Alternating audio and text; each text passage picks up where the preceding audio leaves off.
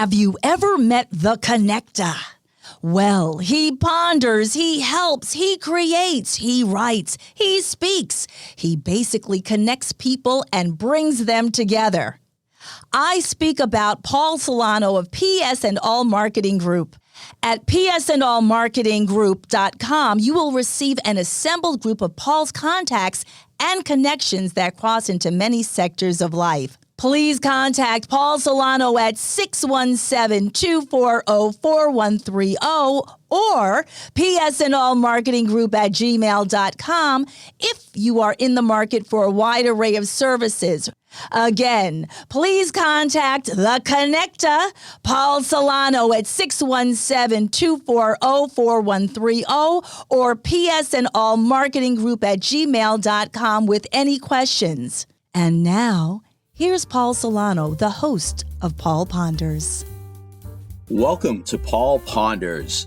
My name is Paul Solano of PS and All Marketing Group, and I may be reached via email at paul@paulponders.com. Thank you for joining me for my foray into podcasting.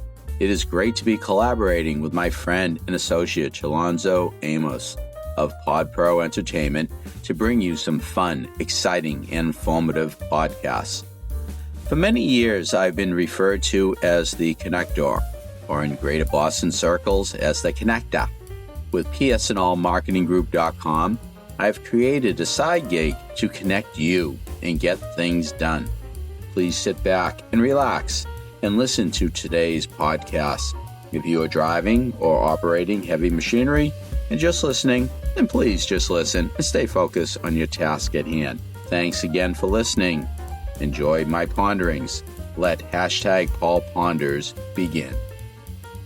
Greetings, everyone. How is everyone doing? Welcome to another episode of Paul Ponders. #Paul Ponders. That has such a nice ring to it. Techie Chalonzo in the studio, and a shout out to Techie Chalonzo as always, who's doing a great job with his PodPro Entertainment. Techie Chalonzo pointed out to me that this is episode number 13, lucky 13. I cannot believe it, but it's really been working out very well. I hope you've been enjoying my podcasts. I really appreciate all the kind words, all the kind emails, and all the great ratings and subscriptions that you have been making to Paul Ponders podcasts. It's been a great run and many more great episodes to come. This episode is no different. We have a great episode planned, and we are very fortunate to have with us Mr. Michael Cloherty. Michael, welcome. Hey, Paul. Thank you so much for having me. Great to have you here. I have a bio that I could be reading and all, but I'll just touch upon the fact that you're an Emmy Award winning video editor who has worked in the Boston television scene for over 25 years. And tonight you're going to be talking about your novel, your great novel that you have written, and it's called Abel Bodied, Murder at the Malden Bank, the first murder during a bank robbery in American history. Michael, again, welcome, and thanks for being with us this evening. Thank you so much, Paul, for pondering and pondering to contact me to be on your podcast. I appreciate it. Well, absolutely. I know we've had you over at Pearl Street Station Restaurant for a book signing. Couple of book signings, actually, and I am totally in awe with what you have done with this book and capturing really a great piece of history in America, really. And it happened here in Malden, beautiful Malden. Tell us about the book. Tell us about this, how this all started. Well, thank you so much, Paul. Growing up in Malden, the Malden Public Library is the Frank Converse Memorial Library, built as a memorial to a slain son of Elijah Converse, who became the first mayor of Malden almost 2 decades after Frank's brutal demise. Seeing his portrait in the library that was built in 1885 by his grieving parents every day as a boy and passing it among a stack of books, and just had a little inkling as a child to think about writing a book of my own surrounded by books. And many years go by, decades go by. 2012, I kind of did a deep dive on the research of the murder, which had never been novelized before. It's been known by a lot of Malden people, of course, because of Elijah as the mayor, and then the portrait in the library, of course. Deep dive on 100 newspapers in the time period, genealogy of the Converse family, Edward Green, who was the culprit, William Shiloh, who was the barber, who becomes kind of a focal character of the book because he is an outlier in the town as an African-American born below the Mason-Dixon line before the Civil War, and just notices in the small town of 3,000 people with a dirt road and horse and buggies, all the activity. It's not a lot of activity. You know, barber in between haircuts and shaves. With a small population, you can kind of see things. And so he became kind of a pivotal character in the book. It is based on journalism, but, you know, since you run a wonderful restaurant and bar, a couple beers and dialogue comes about, and became more interesting and become a historical fiction novel than just a pure journalism thing for me, because that's just the road I took with this book. That's fabulous. Now, just to give our listeners perspective as to where in Malden this murder occurred, what are the current day places? So Pleasant Street in Malden, which is kind of one of the main thoroughfares in Malden. The bank itself was currently where the Faces Brewery is located. It was a much smaller building.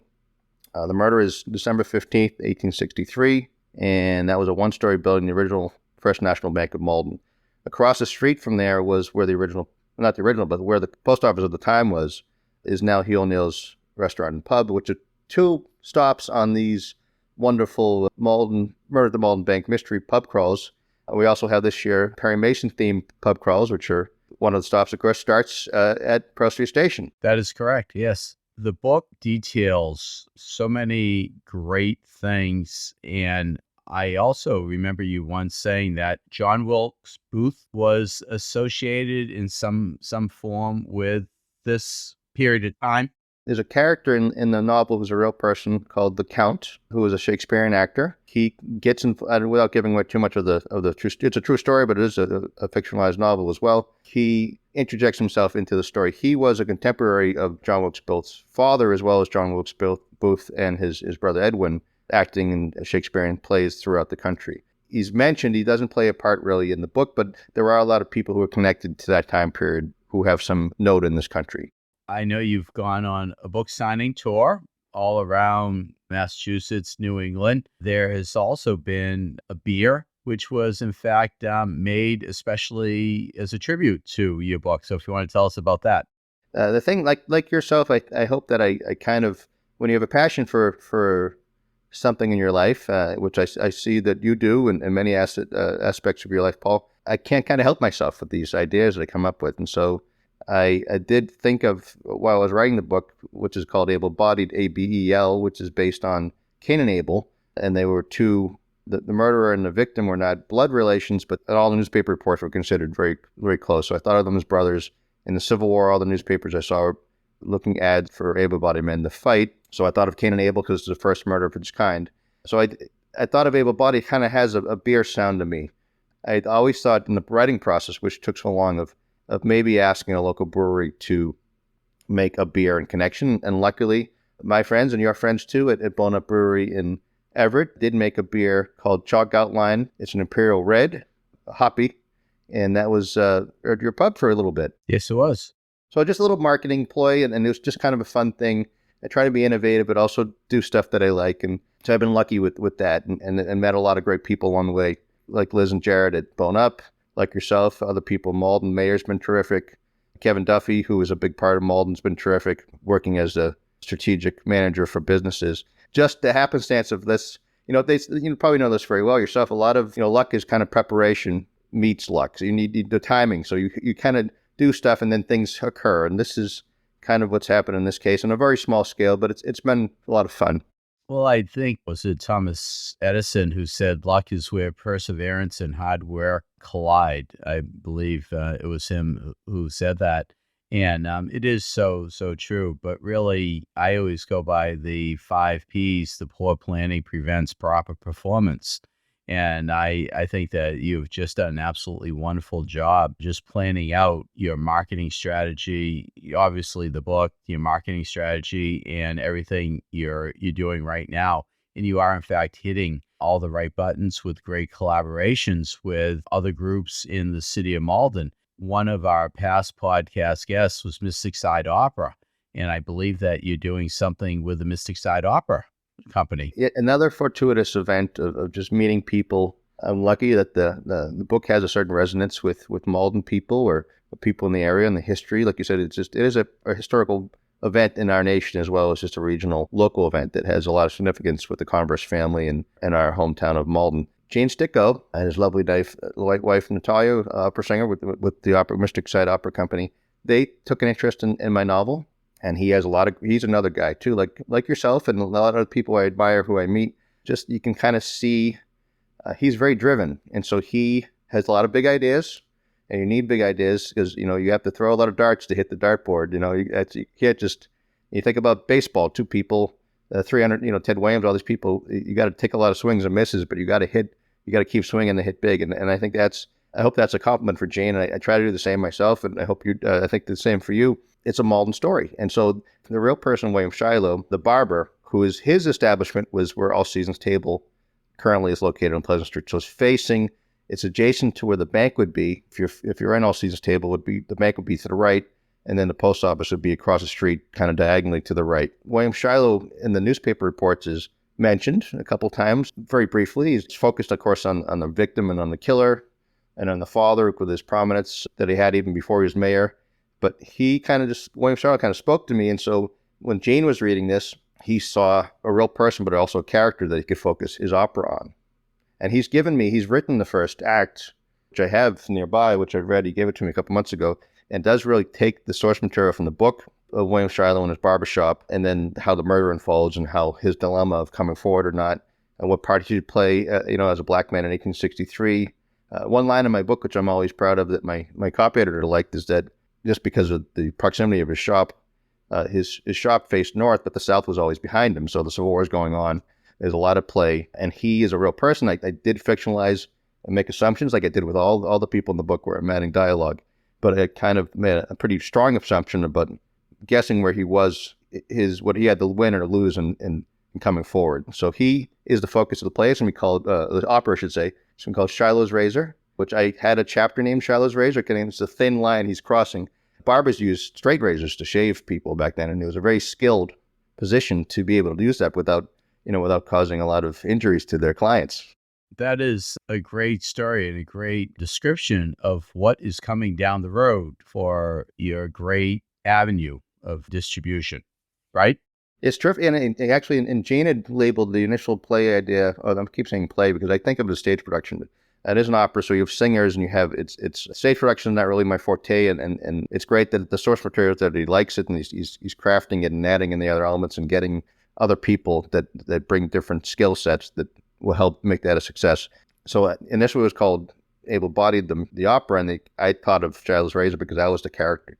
The chapter title I'd used at one point, which I always liked. I had that kind of meaning that I really enjoyed about, again, the thin razor sharp edge that the character, and I assume the real man, was living on in this dilemma of this crime.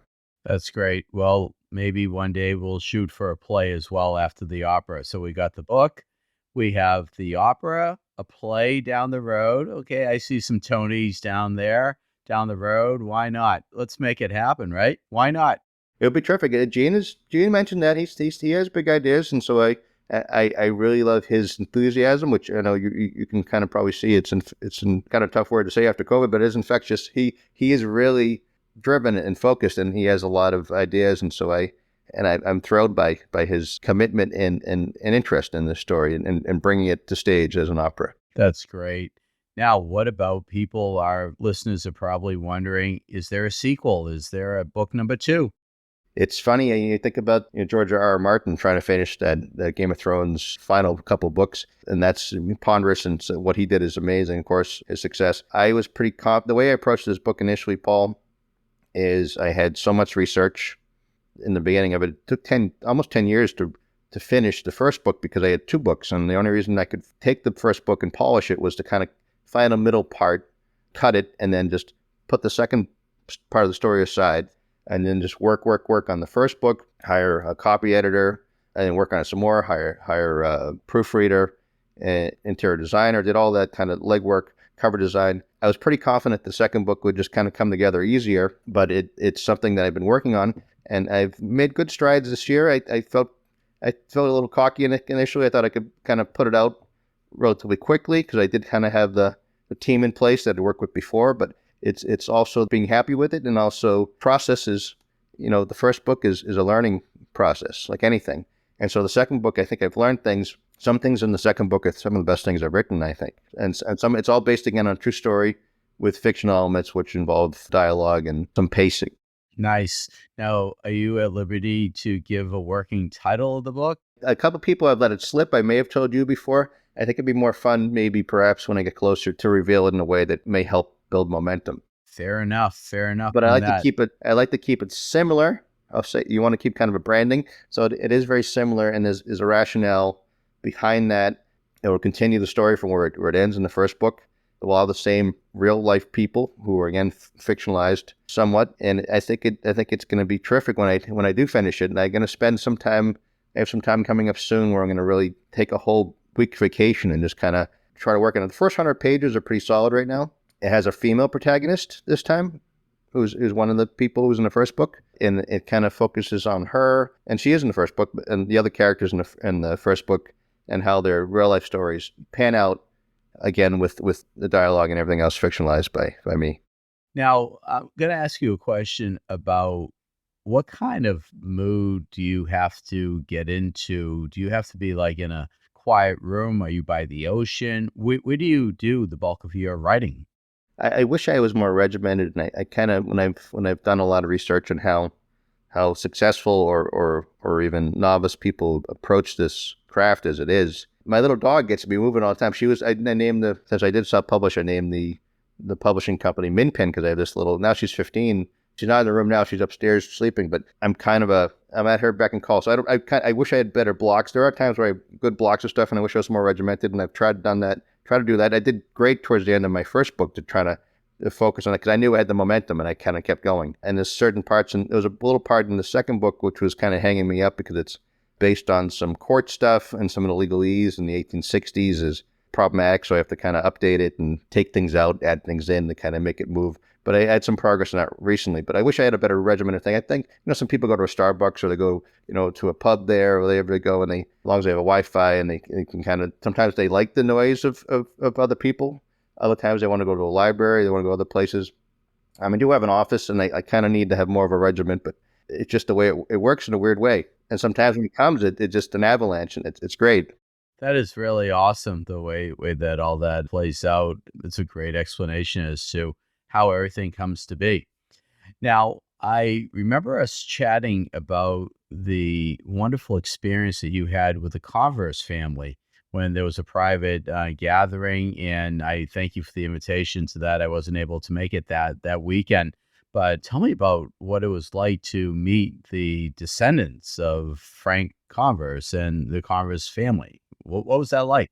It's probably one of the most, I don't like the word surreal, but that describes it. It's kind of, only because it's overused somewhat, I think. But here I am in the library, in the Malden Public Library, which is where the story starts. This is, I'm far from a superhero, but this is kind of my origin story for this book, is that library and that portrait of Frank Converse as a young child. And now, many years go by. I'm 50 years old now. This is, last year, I was 49. I'm invited by the Converse family. So Elijah Converse, the first mayor of Malden, who was the founder of Boston Rubber Shoe Company, which is a predecessor of the Converse Sneaker Company, which is complicated. Some people, sometimes he thinks he is, that Elijah was a founder of Converse Sneaker Company, which is not true. But there is a little bit of truth there that he founded the Boston Rubber Shoe Company, which I know you know well. Vulcanized rubber is relatively new in the mid-18th century, like Goodyear and a lot of people. Goodyear is very prominent in that. Elijah Converse capitalized on that as an industrialist, built a factory in Malden, which employed so many people that he had to build a whole neighborhood of Edgeworth to house them. And he also was president of the Malden Bank, which is where he hired his son. Unfortunately, that led, not by Elijah's means whatsoever, but him being in the bank at the time of the murder and the bank robbery. If you could focus me back to, I got so much in my mind. Can you focus me back to the question, Paul? Well, really, just what was it like just meeting the Converse family at the gathering and just being with them? Yes, thank you so much. So Elijah was born in 1820, so his 200th anniversary of his birth was on 2020, and the plan for the Converse family was to have a reunion that year, and that was postponed because of COVID. And luckily for me, because in 2022 they decided to reconvene and they invited me. So I am standing in this library in front of Frank's portrait, and Elijah and his mother Mary as well are on either side of Frank in the library, talking about my book and the murder of Frank Converse to his blood relatives. So it was so many layers of an onion. I had prepared a 30-minute speech, which I had never really done before. And it was a little bit warm in there. It's an older building. And it was June, like late June. And it was just amazing. These people, there's dozens of Converses coming from all over. Frank didn't have any descendants. He was 17 when he was killed. He had 3 siblings. He had 2 sisters. When Frank was 17, his sister Marietta was 9. His younger brother Harry was 2. And then after Frank died, they had another daughter. And what the kind of interesting thing in the time period, Paul, too, which I may have mentioned to you, a lot of people would name their next child after their deceased child. So in this case, the daughter's name is, instead of Frank Eugene Converse, is Frances Eugenia Converse. So descendants of those 3 siblings, some of them were at the library, and it's just astounding to interact that deep into a story that I spent so much time writing and just living in my brain. That is so cool. Now, was there a Chuck Taylor on the guest list? There was the Converse part of their tour, which was amazing too. Their itinerary, I thought, was astounding. They went to Pine Banks, of course, which Elijah had gifted to the city. I went to the Fellsmere Pond, the Res, as we call it, which Olmsted had designed for his friend Elijah. And then they went to the Converse Sneaker Company, which now is headquartered next to North Station at TD Bank Garden. And they were able to design their own Converse sneakers, all-star sneakers for their family reunion. But it was one of the experts from the archivist from the Converse Sneaker Company was there and speak about that element of the family. So it was a tremendous day. It was nerve-wracking. I had butterflies, but it was really fun. That is awesome. And also the area outside of Malden Square, where right outside the library is called Converse Square, right? Yeah, it's in my book I kind of referred to at one point. I tried it in the book. Is a one scene in there where I mentioned the mourning, 3 different elements of the mourning. So you have Elijah and his stately mansion in 1863. I might have been a little earlier in the book. It's before the murder, so probably the summer or fall of 1863, and that's fictionalized. But servants, one of the things that's interesting time too for me always is that one thing that rich people had access to that most regular people didn't have was salad, because he had his own greenhouse. People would have a little piece of bread, a little piece of meat, but to have salad was kind of a very affluent thing at the time because he had a greenhouse on the property, he had a pond, he had 6 acres, he had servants, butlers, and cooks, and then it goes to the apartment of the killer, and then the apartment of the barber. So you see class, social status, race, which you have, and so it's just, I kind of have the contrast between the 3. Yeah, but yeah, Converse has had a big effect, and then the Converse Square was named for him. So the character at one point thinks that, Elijah could be such an impact in the town that he could be called Converse as well as Malden, because he left his stamp. He owned the real estate everywhere. That's absolutely amazing. Now, I believe in the past you told me that maybe your father-in-law is an author and you inspired him or he inspired you. How did that work out? His life story is based on the truth, but he played for the Celtics. He has a ring from 1968. Jewish kid, grew up in Brookline. He's actually in the Brookline High School Hall of Fame for basketball. Northeastern as well, 1 year in the Celtics. And then he scouted for a long time. Did play-by-play with Johnny Most for a couple years in the early 80s. And he's hired by the Celtics. He was a scout. He drafted a lot of the Celtic players, some of which kind of have sad resonance. You have Len Bias, you have Reggie Lewis. He drafted D. Brown. He drafted Rick Fox as well. I think those are the 4 draft picks. And then Pitino came in and fired everybody. So you remember that, no Larry Bird's not coming through the door, Rod Parrish not coming through the door, McHale's not coming through the door. So he had all these stories of his life and basketball as a scout. A big chunk of it was being a scout for the Celtics. He scouted for the Cavaliers. He scouted for the Wizards, I believe the Bobcats as well. So he had a lot of those stories, and he saw teams in every state in the country. He saw teams everywhere, Alaska even. And so he had his kind of a memoir. And so once I self-published, I kind of knew some of the ropes. So that's the only thing is I helped him with that process. He did, the writing is his. It's just getting it into a book form. What I learned from that process. So that's available. That's called Rick Weitzman is my father-in-law. And it's his book is On the Road Once Again. I always think of Willie Nelson. It's On the Road Once Again. On the Road Once Again, indeed. That's great. How can we get a copy of your book, Abel Bodied? Well, the best place for Malden people or people who have access to Malden, the Gallery at 57, which is our great little store and on Pleasant Street, which is helps a lot of local artists in a variety of ways that people have art, from crafts and there's some other writers there, a variety of other artists, painters, and they're right on Pleasant Street. They're very close to the actual a lot of the scenes in the book. So they're the Gallery of 57 in Malden. You can visit there and buy the book pretty much in the middle of where everything occurred on Pleasant Street. And they also have it online. Of course, on Amazon, it was in some Barnes & Nobles online and Walmart and some local Barnes & Nobles as well. Unfortunately, some of them are closed. One in Saugus that was doing well for me, and that closed, and Prudential Center one closed as well. But I think I'm in the Peabody one now, Cape Cod, Barnes & Noble, and one other one, which I can't recall at the moment because I haven't looked for a while. Wow, that's good. And it's available on Amazon. I think you said Amazon, right? Amazon, and I do a lot of these book signings. And luckily, the key thing now for me, which I like to do, is these pub crawls. People are interacting in the story, in the history of the event, and then at the end, I'm kind of the exit through the gift shop at Hugh O'Neill's, which is the end of the pub crawl. That's fabulous. That's fabulous. So I guess that our listeners could check the Malden Chamber of Commerce website for the pub crawl listings, the City of Malden website, and also your website. I'm sure you have a posting on your website, and your website is my name, michaelcloherty.com. And how do you spell Cloherty? It's Cloherty,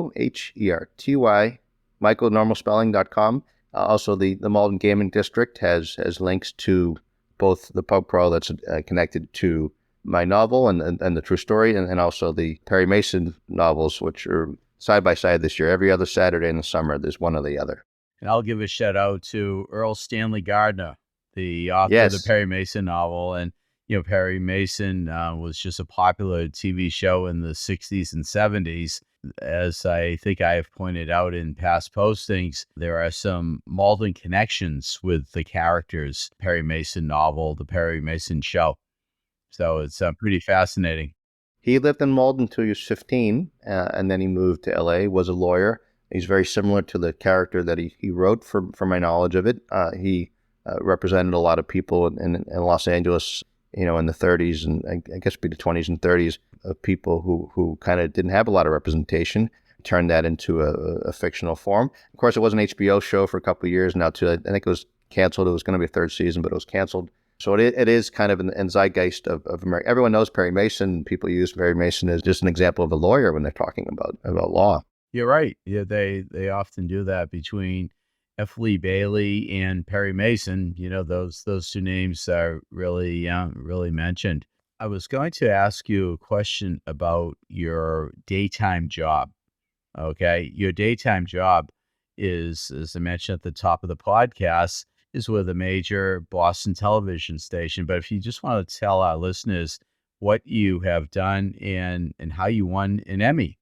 So I've been in TV news 28 years now. I put 25 in the book because it was a nice term, and the book's been out a couple of years, but 28 years. And so I started off in TV editing, do a lot of live shots as well, treating live shots from various places, locally and otherwise. And just, it started off in TV. I did a lot of different elements of the TV studio, but it's just the Emmy itself, I was lucky because, again, fortuitous, like you said, maybe preparation. I could quote you directly, quoting someone else, but it's just the right place and the right time, and the effort. And a lot of people, I've worked with a lot of talented people over the years, of course, and many people have been awarded many Emmys and a variety of awards. The story I worked on with someone was about Boston firefighters and just the high cancer rate they had from the way material is made now. Manufactured tables, couches, furniture is much more cancer causing than it was in the past. So a lot of firefighters had to clean their equipment and their gear, and so they kind of covered in a half-hour special one firefighter, but a lot of other firefighters, in particular, and how they dealt with that and trying to make some changes locally and nationally. So I added a part of that. So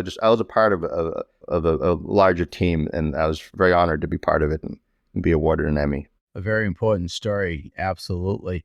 Now, you've probably edited shots about foot chases, murder scenes, and all, but what about the correlation between the Boston Strangler and Malden and where he was, in fact, picked up? Now, we had talked about that, about Pearl Street Station on Summer Street. Yeah, and a lot of that I had a kind of I did speak about that, and I did write a blog about that. It's on my website with the new Boston Strangler movie that came out in April, which stars Karen Knightley and filmed in Malden, and Pearl Street was kind of the catering hub for that. They filmed other locations throughout Boston as well, and they took a different kind of tact on the story. But I thought with the promotion of that new movie, to finally kind of at the time reveal the connection between Edward Green in Albert DeSalvo. And again, I when I wrote my blog about DeSalvo, I'm far from a DeSalvo expert. I'm more interested in crimes in the 1860s than I am in the 1960s, and it's much more complicated as one murder compared to a series of violent crimes, which have a lot of people speculation and different theories, and there's different evidence. And so I'm not delving into that in any way, shape, or form. But the connection is that Albert DeSalvo, I had no idea at the time, being a Malden resident my whole life, but where I was living off of Florence Street, I didn't know that in 1964 was where Albert DeSalvo lived that was arrested. Being the Grain Man, a series of rapes in four New England states. Again, I'm far from a DeSalvo expert. I did enough to write the blog, and I did kind of get deep into it. But I didn't know he and Albert, again, I don't want to give out too much of my book, but the two arrests happened pretty much right in front of your door at Pearl Street Station, 100 years apart. Unbelievable. It's so ironic. And here we are connected with the book and having you over there. And little did I know about this coincidence, as one of my daughters would call it, a coinky dink. But anyways, it's just really something that, we're in the same spot where both men were, in fact, Apprehended, I guess would be the best word, without giving away any specifics of any books or blogs. But fascinating. I just found that. But yeah, and what I like to do, because I'm just delving into the history of the 1860s, and not being born in 1972, I wasn't aware fully what how Malden had changed quite a bit. The new City Hall, which I think was built in 70 or 71, and then just that whole neighborhood where DeSalvo lived. He lived at 11 Florence Park, which would have been right directly across the street from where I was living when I started writing the novel. And just the proximity. One thing I liked in my blog, which I'm happy with, now there's an apartment building there. Of course, there was a neighborhood there when DeSalvo was there. When I lived there, it was a parking lot in front of kind of elderly housing. And I used to traverse through that parking lot underneath City Hall, the old City Hall, to get into Pleasant Street. So when I was writing the blog, I thought about DeSalvo and his crimes and how it'd be definitely committed one with DNA connected, it'd be committed others. I thought of the yellow lines in the parking lot rising up to be police tape. I kind of visualized that, so I put that in the blog. So that was kind of a fun thing to come up with for me. It's ironic that that area where we're talking, which is an extension of Clement Street, is where the Heritage apartments are. So there's a heritage there, I guess. Yes, and I was living in Clement Street at the time, so I was directly across the street. Exactly. Wow. Well, this podcast has flown by. I cannot believe we're almost 40 minutes in, but this is all great stuff. And Michael, I want to thank you for being with us for this podcast. Really, this has been a great episode. Do you want to give a shout out to the book again and where our listeners can get a copy? Yes. So the book is Abel Bodied, ABEL, Murder at the Malden Bank. It's the first murder in bank robbery in American history. And the thing I always say too is it's kind of lost in Wikipedia. When you look at bank robberies, you see a lot of famous bank robberies in 1934. You have Bonnie and Clyde, you had John Dillinger, Pretty Boy Floyd, and then you go back to Jesse James. A little asterisk kind of there, like a Roger Maris asterisk for Edward Green, because it happened during wartime. So he's kind of forgotten, but it happened about 2 years before Jesse James and his brother may or may not have been with the James Younger gang, and what is considered the first armed bank robbery where someone's killed. The book is available on Amazon, and my website is michaelcloherty.com, CLOHERTY. Follow me on Instagram, follow me on Facebook, and it's just a fun ride, and I'm happy that I'm able to complete my novel and interact with people like yourself and other people, and I just really enjoy talking about the history and bringing more attention to Malden as well, which is great for the pub crawls. That's fabulous. Well, now I think it's time to sign off for you to go walk your dog Guinness, maybe come up with another chapter or two, for book number 2 and finish that off. So I want to thank you again, Michael, for being with us this evening for this podcast. Oh, an absolute pleasure, Paul. Thank you so much. Hope to see you soon. Michael, thanks again. That's another episode number 13. Can you believe it? And many more to come. Again, Techie Talonzo, great job in the control booth. Thank you. Thank you so much. Pod Pro Entertainment, thank you for rating, subscribing, reviewing, checking out Paul Ponders. Also available through the psnlmarketinggroup.com website. So until we meet again, my friends, thanks for being with us. #Indeed. I trust that you have enjoyed Paul Ponders. Again, my name is Paul Solano of PS&L Marketing Group. and I may be reached via email at paul@paulponders.com to do some more pondering. Many thanks to my longtime collaborative friend and associate, Alonso Amos of Pod Pro Entertainment, in bringing you our fun, exciting, and informative podcasts. You rock, Techie Alonso. With P&S and All Marketing Group, I created a side gig to connect you and get things done. Please do not hesitate to reach out to me at paul@paulponders.com with any questions. Subscribe to our YouTube channel at Paul Ponders. Follow us on Twitter at Paul Ponders Pod. Follow us on Instagram at Paul Ponders Podcast. Thank you again for listening to #Paul Ponders, available on Apple Podcasts, Spotify, our website paulponders.com, or wherever you stream your podcasts. Subscribe, stream, rate, and review our shows. Your ratings and reviews help our show reach new audiences.